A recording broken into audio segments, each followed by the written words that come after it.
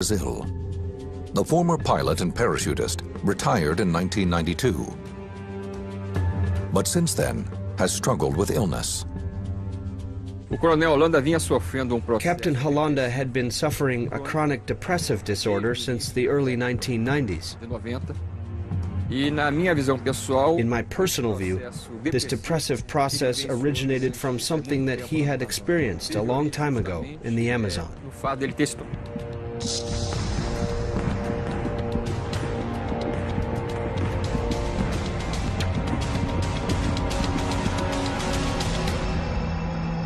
Later that night, his daughter climbs the steps to her father's room. She finds a shocking scene.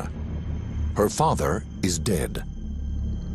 He appears to have strangled himself. Was this a suicide brought on by mental illness, or by something more sinister? Just 2 months earlier, the captain had given this exclusive interview to UFO researchers A.J. Gevaerd and Marco Petit. Both men study and document UFO incidents. This object went to Colares, then kept going as if it covered the Amazon in strips. There was an intelligence doing this. 4 months into the operation, they ordered us to stop.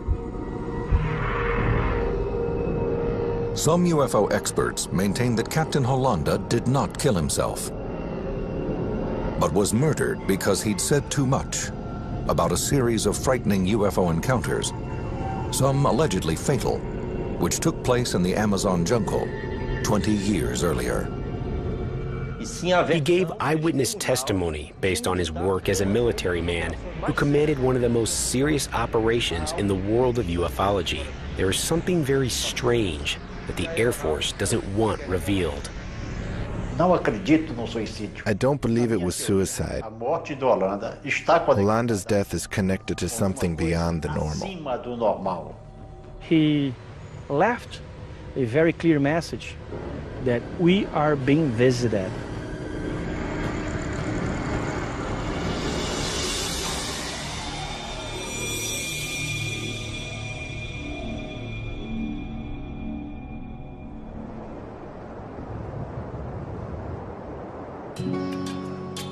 Captain Hollanda's UFO sightings began here, on the island of Colares, at the mouth of the Amazon River in Brazil.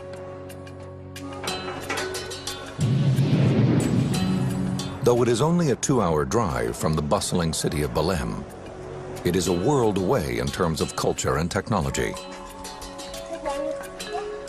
They are poor people. They are fishermen and farmers, people who lead a very peaceful life.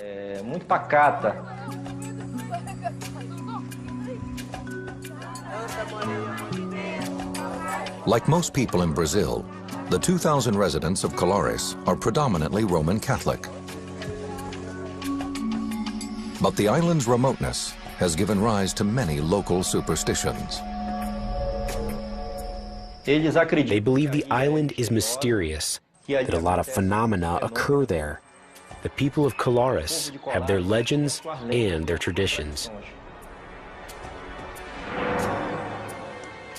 78-year-old Emilio Campos Oliveira is a longtime resident of the island. Nearly 30 years ago, he was part of an extraordinary and disturbing series of events that transformed life on Colares forever. I could feel it once the light went away. I felt the burning.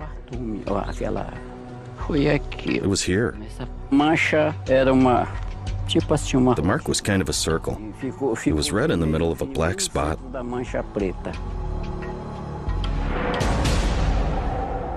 It began on a warm night in October 1977.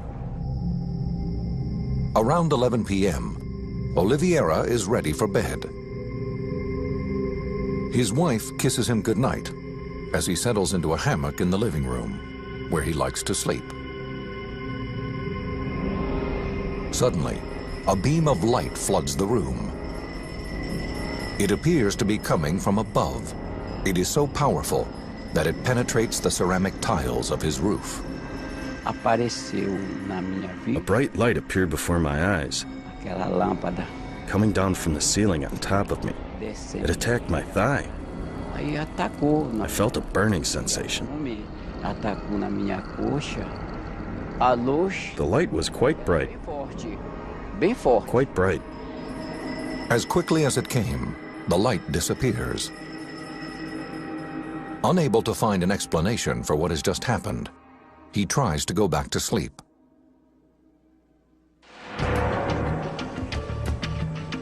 Days later, at about 8 p.m., 24-year-old Orivaldo Malaquias Pinheiro, a local fisherman, sets out with a friend for some night fishing. I was on the beach and we were throwing out the net, but the net wasn't catching anything. So we pulled it back in and left to see if we could find another position, to see where we could catch some fish. The two fishermen wait patiently for their catch. Suddenly, Pinheiro's friend notices a low-flying, bright light in the sky.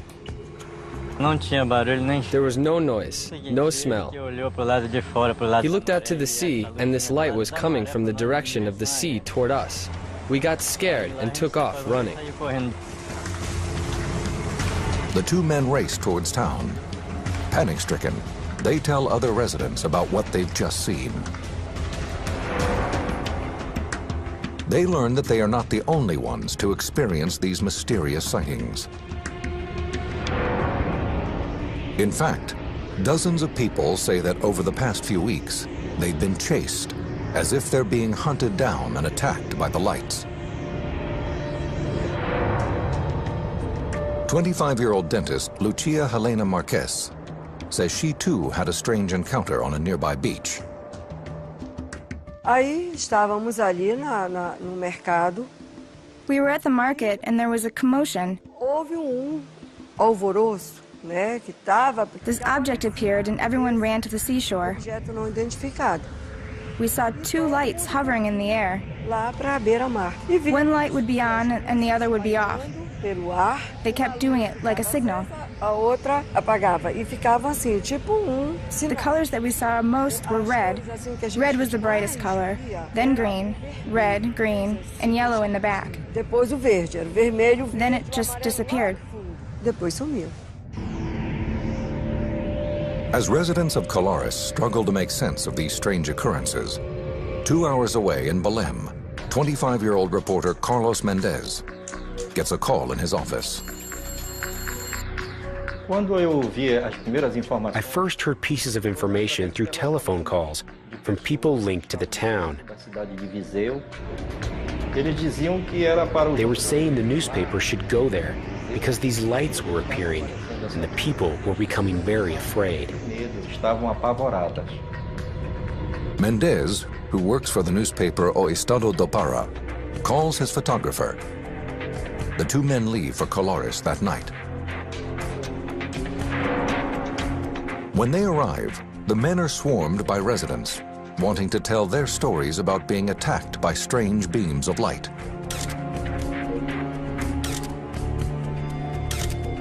Some even say they have been wounded by the lights. One woman, she was in her house at night when suddenly she saw the brightness. And she noticed that the light was shining on her house. It pierced the roof and lit up the bedroom. The woman says her legs and arms were paralyzed.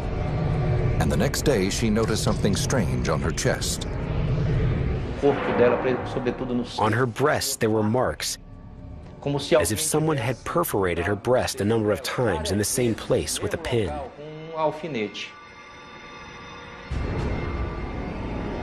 Other alleged victims tell similar stories. They also say that while they were immobilized by the light, they felt as if it were somehow sucking their blood. Reporter Carlos Mendez never sees the lights for himself. He doesn't know what to make of the bizarre stories, but he can see that the terror is real. I noticed a lot of fear in those humble people. It was a sign that something very bad was happening.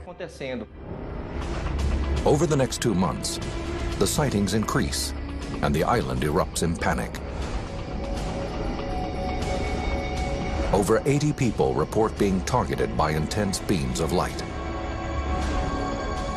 The stories were always the same. The lights came down from space, sucked on those people, paralyzed these people, and affected these people. They couldn't understand why they were being attacked, but they said they were attacked violently. So I was trying to understand why it was happening and if the lights were really appearing to these people.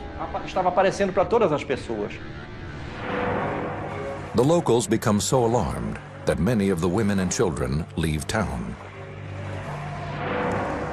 Some men light bonfires along the beach and stand guard at night.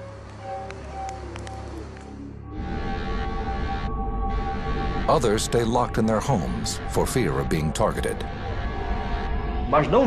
I saw the people's fear. I saw the feeling of terror these people had, and I saw the plea for help that the people were making. It seems as if someone or something is attacking the people of Colares. No one knows why.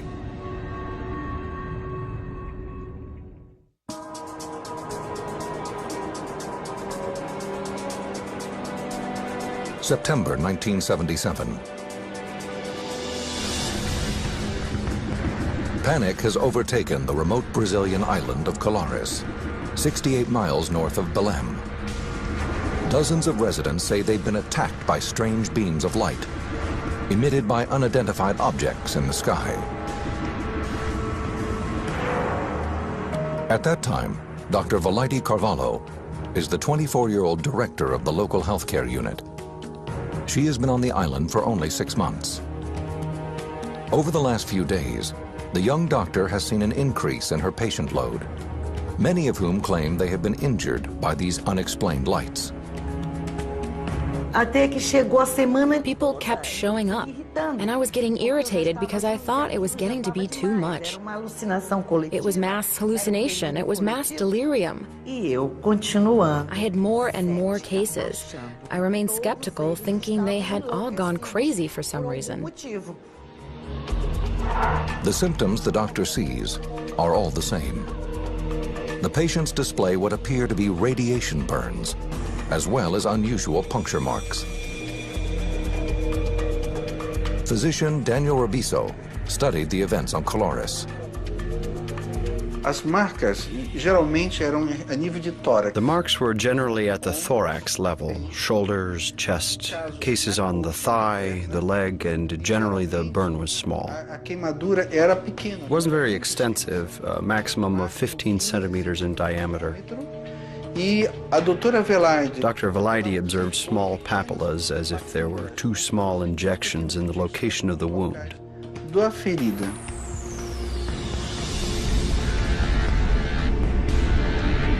Victims report that these burns were caused when the light made contact with their skin.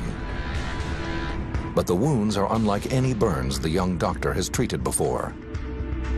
The marks caused by the burns turned blue for 10 days or so. However, many times it had only been 10 minutes since they were made.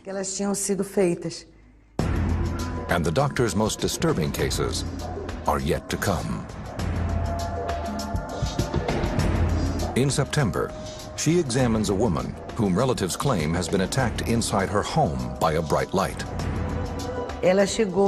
She arrived being carried by family members. She was already in a state of spasms as if she was having cardiac arrest. Her mouth was shut tight, her eyes were closed, she had no reflexes at all. Carvalho tries to stabilize the woman's condition, but there's no sign of improvement. There was nothing more we could do. The only thing left was to put her in a car, since we didn't have an ambulance, and drive her to Belém.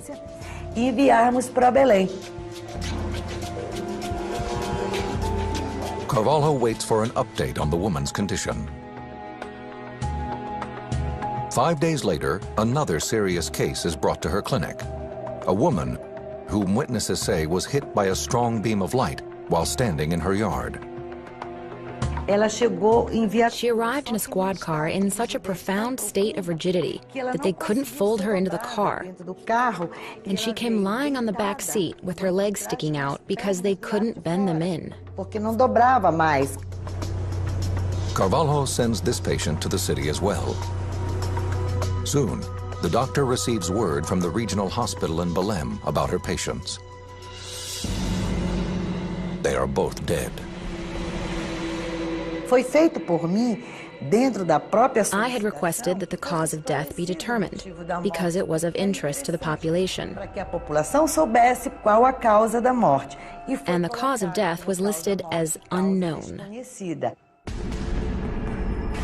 Carvalho still does not believe that beams of light attacked her patients, but she suspects that the growing hysteria over the sightings may have led to a heart attack or stroke.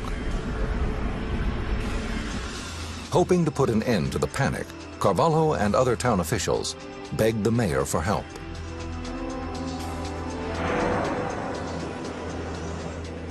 In September, the mayor contacts the Regional Air Command of the Brazilian Air Force, or COMAR. It is at this point that COMAR assigns Captain Yorange Holanda to lead a team of Air Force officers in an investigation of the strange events on the island. According to reporter Carlos Mendez, who is researching the events on Colares, Holanda's team may have been dispatched because the area has been the site of repeated guerrilla attacks by communist rebels. The reporter believes the Air Force assumes the lights are being created by weapons fire in the jungle, and Holanda's job is to track down the rebels. I believe that the objective of the military in Colares was first of all to investigate if there was any subversive activity from communist agents. But if that's the case, the project is given a curious name. Captain Holanda's mission is known as Operation Saucer. He assembles his team quickly. 37-year-old civilian Pinon Frias is brought on as a pilot. There was suspicion that it was a type of device that was violating Brazilian airspace. We didn't know what country it was from, but something was violating airspace. The Air Force has the obligation to verify what it's about. At the beginning of September, Holanda's team of officers, engineers, and scientists arrives on Colares. The men erect shelters and set up telescopes and cameras on nearby beaches. Their activities are carried out in full view of the island's residents, in the hope of calming the fear that has gripped the island. When we arrived in Colares, there was total panic in the town. The population wasn't sleeping because of the fear. Despite attempts to calm them down, we couldn't do it, especially the older residents, some of whom had been affected by the lights. Once on the island, the Operation Saucer team tries to gather as much information as possible. Captain Holanda immediately goes to see Dr. Carvalho. The first thing proposed to me at 6 o'clock in the morning when I received the Air Force entourage was that I tell the community from that point on that all these cases of affected people were mass hysteria. For the doctor, the meeting is an early sign that the Air Force is not interested in seeking the truth, but in covering it up instead. Carvalho refuses to go along with their plan. I couldn't trick a community that expected so much from me, especially support and credibility. Holanda also meets with local eyewitnesses, including then 48-year-old Emilio Campos Oliveira, a resident who says he's been burned on his thigh by the light. They came to see me. They photographed where I was hit. The only ones who saw my mark were people from the Air Force. They saw the mark. The sightings continue throughout the next 4 months. Captain Holanda's team is busy collecting information from witnesses and town officials. Their surveillance equipment is in use 24 hours a day. But the Air Force does not release their findings to the public. Those who think that Operation Saucer will help determine the truth are disappointed. Instead, some believe a cover-up has already begun.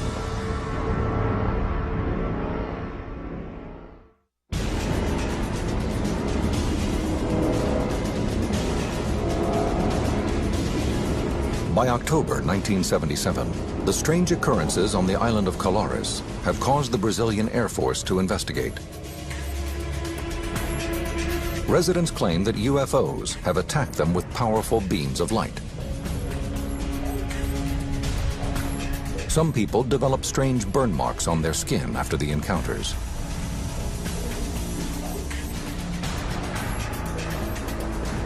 Two women have even died. The Air Force's project Operation Saucer, under the leadership of Captain Urangue Holanda, is gathering information on the mysterious sightings. The military did not take weapons to Colares. Their weapons were cameras. Lots of cameras.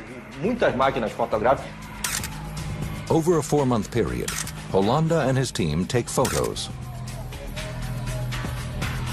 and make sketches. These are their actual drawings.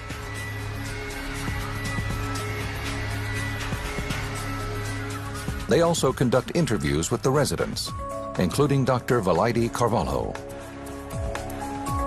She has treated dozens of patients who claim they have been attacked. Initially, the doctor is skeptical about their stories, but soon she experiences a UFO sighting herself. It is around 6 o'clock. Carvalho is returning home from her shift at the local healthcare unit and sees a woman faint.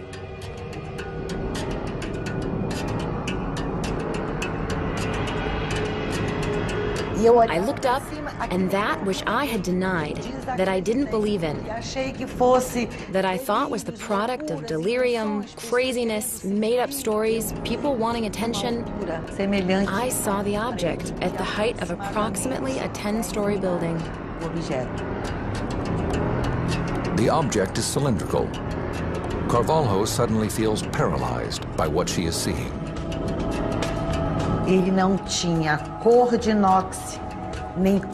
didn't have the color of stainless steel, or the color of silver, or the color of anything else.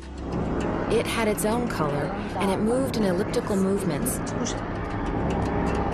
It was directly over my head, making elliptical movements and coming back again.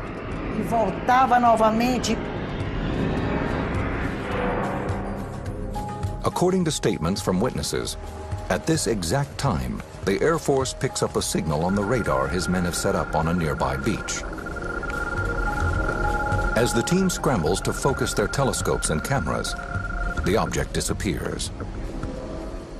It turned toward the bay and headed out to sea.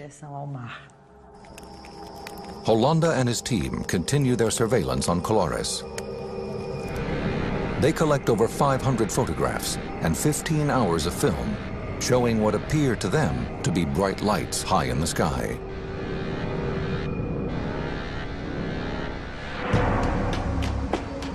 The reports from the investigation are sent back to Comar headquarters in the nation's capital of Brasilia. The Air Force really delved into the investigation.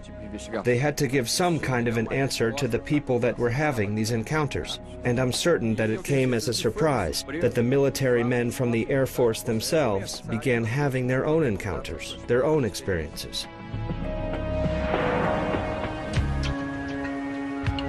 In December 1977, ufologists A.J. Gevierd and Marco Petit are hard at work writing for the Brazilian publication UFO magazine when they hear about the stories from Colares. The military operation is the first military operation that we know of in Brazil and probably in the world, entirely dedicated to try to understand what was going on here involving the UFO phenomena. Over 3,000 people were interviewed by this military in a 4-month period. That same month, Captain Hollanda is ordered to surrender all materials and return to Comar. The photographs, films, and sketches they collected are kept classified. He was given the order to shut down the operations officer immediately. He was a military, he didn't ask much question. One of the things that most shocked me and the other colleagues was the fact that at the end of December in that year of 1977, when the encounters were becoming increasingly fruitful, the order came, and to this day no civilians know who it came from, saying that the operation was terminated.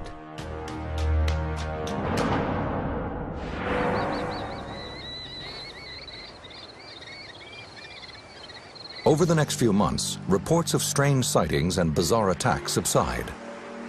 In time, the stories about mysterious lights in the sky drift into local legend. For the next 30 years, Operation Saucer is kept under wraps, but Captain Hollanda does not remain silent forever.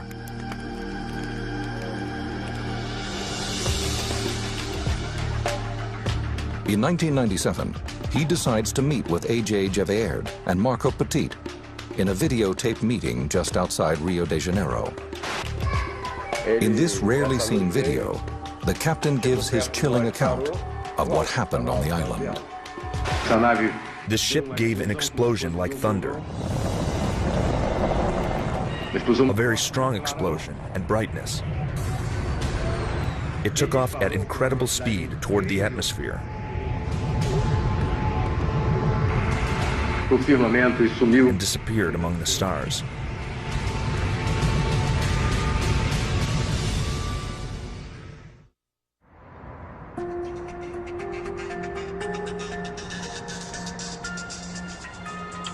In 1977, the Brazilian Air Force's UFO investigation, called Operation Saucer, generates a massive report which sits in classified government archives for over 20 years. The files contain roughly 500 photographs and 3,000 interviews with witnesses who claim that they were attacked by bright lights in the sky over the Amazonian island of Colares. It is not until 1997 that the veil of secrecy begins to lift. June 1997. UFologist and editor of the Brazilian publication UFO magazine, A.J. Gevaerd, is at work when he receives a phone call. On the other end of the line is Captain Yorange Hollanda. Hollanda was in charge of the Air Force team sent to Colares back in 1977. And he called me and said, I always admire what you've done. I think you weren't able to talk because, you know, I was in the military, but right now I'm retired. And if you want to talk to me, please come to my place. Soon, Gevaerd and his co-editor Marco Petit head to see Hollanda. For 2 days, the three men gather at the captain's house in Cabo Frio, just outside Rio de Janeiro. They videotape the entire meeting. He was a man with a very lucid memory. Very, very good memory, who could report in details things that happened 20-some years before with such a precision that impressed us.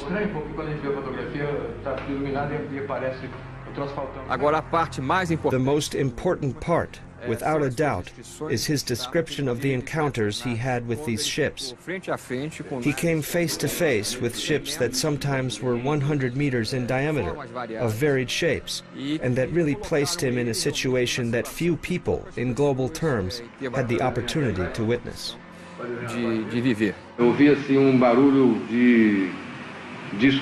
We could hear a sound like an air conditioner.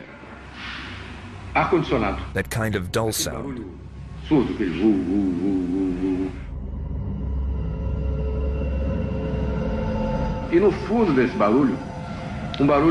And deep inside the sound, there was a clicking noise, like the sound of a ratchet. This noise coming from the ship was very clear.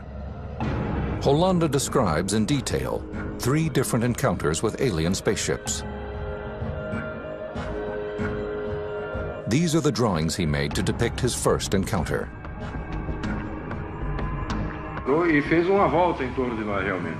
He told the researchers that his second encounter occurred one evening while he and his team were standing on the beach. The light came close to us and stopped high. It was high, quite high up there. But it stopped and actually made a circle around us. It made a circle and then took off toward the east. The captain then describes his last and most shocking encounter. He tells the ufologists that he was visited by a humanoid from one of the ships while he was in bed. I was lying on my side. Suddenly, a very powerful flash lit up the room. I was startled. I heard a strange thing, and immediately afterward, there was a being behind me, hugging me. It was a rather strange situation. The captain then goes on to describe the alien. It was 1.5 meters tall, more or less, dressed in a suit resembling an astronaut or a diving suit. It was kind of soft. It wasn't very tight. I didn't see the face. It had a mask that was lead gray, and I couldn't tell the details of the face. I didn't see any eyes. I didn't see any shape. Hollanda also tells the researchers that the alien spoke to him. I was very frightened. And that thing behind me, hugging me, squeezing me. And it spoke into my ear in Portuguese, with a sound. It seems like a computer, that metallic voice.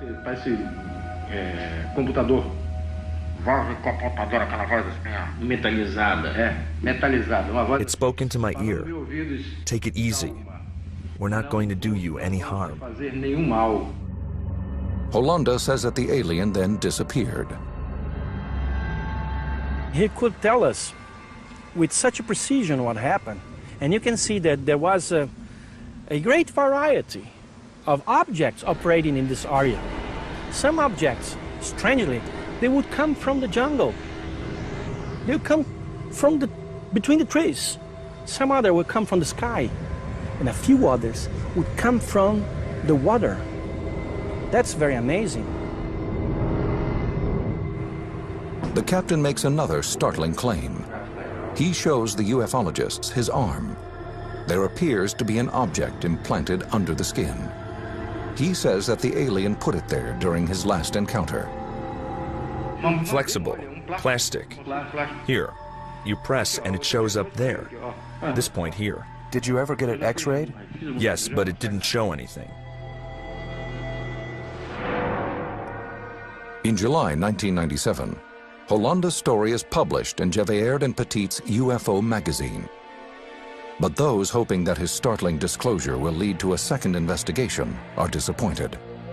Instead, a new chapter of the Colares mystery begins. On October 2nd, 1997, Captain Hollanda dies.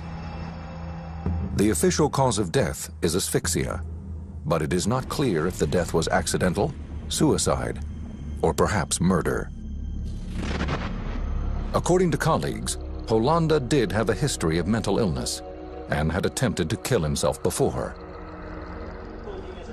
Yet others who knew the captain say it could not have been suicide. His co-pilot, Pinon Frias, suspects that he may have been murdered. Hollanda would never take his own life. I can't accuse anyone of anything either. But he would never tie a rope around his own neck and lie down hanging himself. But A.J. Gevaerd disagrees with Frias. He took his own life. That was his decision. He was depressed. But what I know is that that man left us a very important message, is that we are being visited. And the Brazilian Air Force, which means the Brazilian government, knows about it. In March 2004, A.J. Gevierd and Marco Petit decide to take action. 6 years after the captain's death, they demand access to the classified Colares report under a campaign they created called Freedom of UFO Information Now. This kind of information that we are talking now, I believe as a UFO researcher and as a citizen of Brazil, that it should not be restricted to the military files, to the military headquarters. It must be known by all society.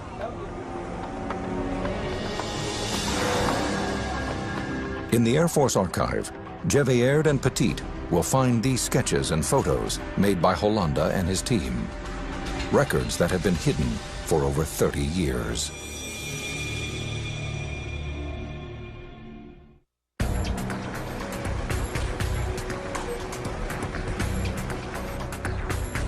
On May 20th, 2005, Brazilian ufologists A.J. Gevierd and Marco Petit and a handful of other UFO researchers arrive at Brazilian Air Force headquarters to examine classified documents they have pressured the government to reveal.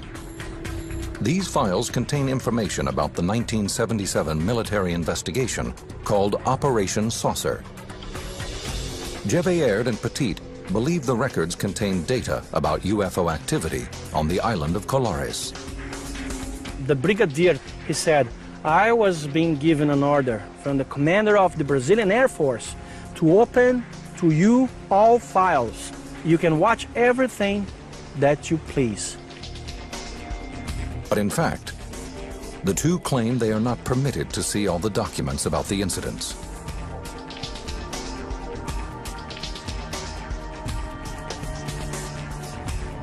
These are some of the photos they examined. Out of more than 2,000 pages of text, 500 photographs, and over 15 hours of film, they are only permitted to view 110 photos and 200 documents. The materials are both illuminating and puzzling.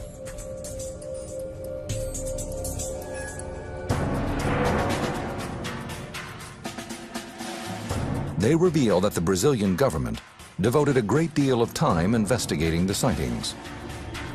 They document numerous statements given by eyewitnesses. The files contain more details than the ufologists had ever imagined. Gevierd and Petit are not permitted to view the films contained in the files, but they do uncover photographs taken by Captain Hollanda, the head of Operation Saucer. The grainy black and white photos show bright lights high in the night sky. In ufology, a picture is not worth 1,000 words. You have to analyze the report of the people who took the picture. Captain Hollanda's voluminous report contains sketches and descriptions of his alleged encounters with alien aircraft. We had access to several documents that describe the encounters in detail, including reconstructions in the form of drawings, not only of the cases that involved the military, but also the cases that involved the residents.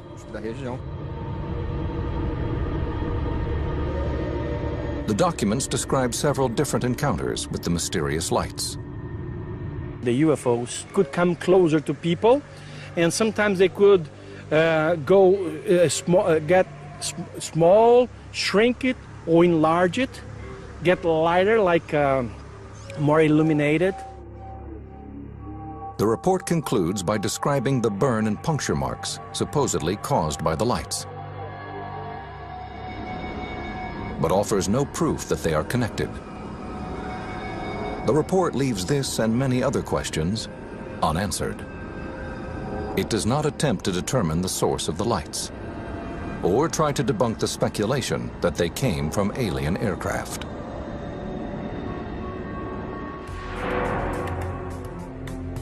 Today, it seems clear that a definitive explanation for the Colares sightings will not come from the Brazilian government. Officially, the Air Force states that, regarding Operation Saucer, a report was produced with diverse depositions, apparently without any scientific foundation. For the time being, new information may come from the work of independent researchers and ufologists. Physician Daniel Robiso has studied the Colares sightings since 1985. He began his research by trying to discover other possible causes for the burn marks found on victims. There was a suspicion that it could have been an animal, maybe a bat.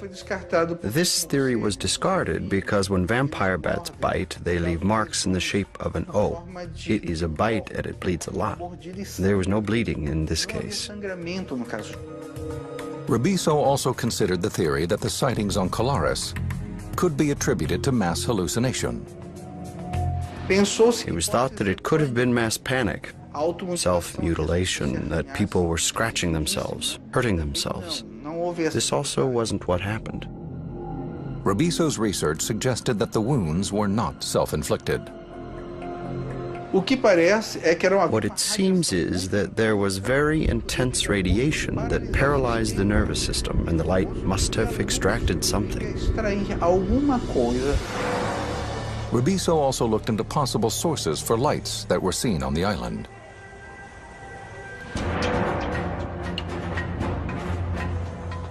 At the time of the sightings, the Brazilian government was fighting communist guerrillas in the state of Para, in which Colares is located. There was the suspicion that it might be a weapon, some clandestine maneuvers of guerrillas using devices to frighten off the population in order to bring in weapons, munitions, and war supplies to Para. Despite reports of guerrilla activity, the government will neither confirm nor deny the information.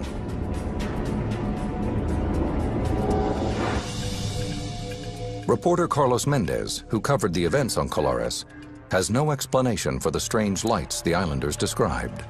But he believes that the remoteness of Colares and the superstitions of its inhabitants may have played a role in keeping the stories about UFO sightings alive. The people were shocked, frightened. The people of Colares have always lived with legends, with folklore from the countryside. This is typical of the Amazon. Today, the mystery remains. What was flying in the skies above Colares? And why did people think they had been attacked by beams of light? Eles estavam retirando, provavelmente, material biológico, provavelmente sangue mesmo. I believe that they were extracting biological material, probably blood, so that they could create vaccines and develop some protection for their own bodies, for their own civilization. So that when the day arrived of final contact with mankind, they would no longer be susceptible to the illnesses and diseases that we humans present. As for Captain Hollanda, the head of Operation Saucer, ufologists Marco Petit and A.J. Gevaerd are convinced that he came forward out of a sense of duty. Hollanda was convinced that he couldn't die without telling the story. It was fundamental that we hear from the main protagonist in the story who had commanded the entire investigation. He simply said that tomorrow he could be dead. He could be dead and the truth would die with him. And evidently, he didn't want that to happen. He left us a very important message with us. We are being visited.